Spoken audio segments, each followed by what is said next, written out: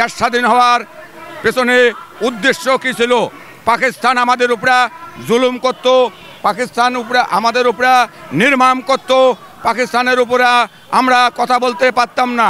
সেই কারণে ৭১ সালে আমরা ভাবলাম আমাদের দেশটাকে আমরা আলাদা শাসন করব, আমাদের দেশে আমাদের কর্মকর্তা নিয়োগ দেব, আমাদের সাধারণ মানুষ আমাদের স্বাধীন দেশে সরকারি অফিসে যাইবে, ঘুষ টাকা পয়সা ছাড়া কাজ করবে স্বাধীনভাবে।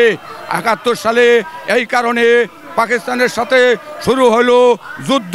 আকাশ কাঁপছিল, বাতাস কাঁপছিল, নির্মমভাবে ৩০ লক্ষ লোক হত্যা করা হলো। বিনিময়ে আমরা কি পেলাম? আমরা এখন দেশ স্বাধীন হওয়ার ৫৭ বছর হলো, বিনিময়ে আমরা কিছু পাইলাম না। আমি চলে গেলাম দলগুলোর উদ্দেশ্যে।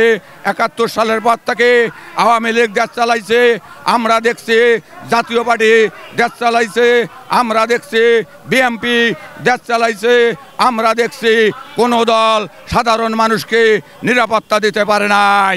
দিন দিন প্রতিদিন প্রতি মুহূর্ত প্রত্যেকটি ঘন্টা আমি যদি লক্ষ্য করতে থাকি তাহলে দেখতে পারি আমরা দিন দিন মানুষের মর্যাদা থাকছি হারে ফেলছে, আমাদের অধিকার স্বাধীন দিন দিন হারিয়ে যাচ্ছে। এটা একটা ভয়াবহ রূপ। পাকিস্তানের চাইতে আমি খারাপ লক্ষণ আমি ব্যক্তিগতভাবে দেখতে পাচ্ছি। আমি স্বাধীন বাংলাদেশের ৪র্থ শ্রেণীর একজন সরকারি কর্মচারী, আমি সশস্ত্র বাহিনীতে চাকরি করছিলাম।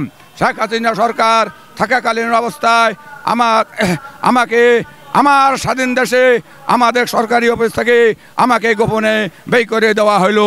আমাকে কোনো নোটিশ প্রদান করা হলো না, আমাকে কোনো জবাব দেওয়া হলো না। শুধু আমাকে বলা হলো বড় স্যারের আদেশ, তোমাকে চাকরির থেকে বরখাস্ত করা হয়েছে। এখন পর্যন্ত আমাকে বরখাস্ত করা আদেশের কপি সরকার আমাকে, আমার অফিস আমাকে বুঝিয়ে দিতে পায় নাই।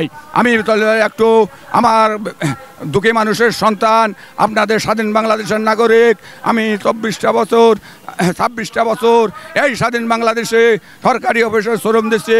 আপনাদের উদ্দেশ্যে একটা জিনিস স্মরণ করে দিতে চাই, আপনারা যদি একটা কুকুর পালি থাকেন কখনো শখ করে, কুকুরটা যদি আপনাদের কাছে একদিন না থাকে আপনারা মনে করবেন আমাদের কুকুরটা কোথায় গেল।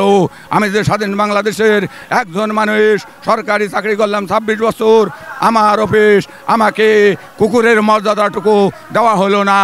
তাহলে এখানে আমাদের স্বাধীনতা কোথায়? যতদিন দেখতেছি যত দল এখন এই যে কিছুদিন আগে ছাত্র সমাজ একটা আন্দোলন করলো, রক্ত ঝরলো, সেখানে দেখা গেল ৭১ সালে রক্ত। খুবই স্পষ্ট ব্যাপার যে বাংলাদেশে জিনিসপত্রের দাম কমে নাই, সিন্ডিকেটের বিরুদ্ধে এই সরকার কোনো ব্যবস্থা নেয় নাই।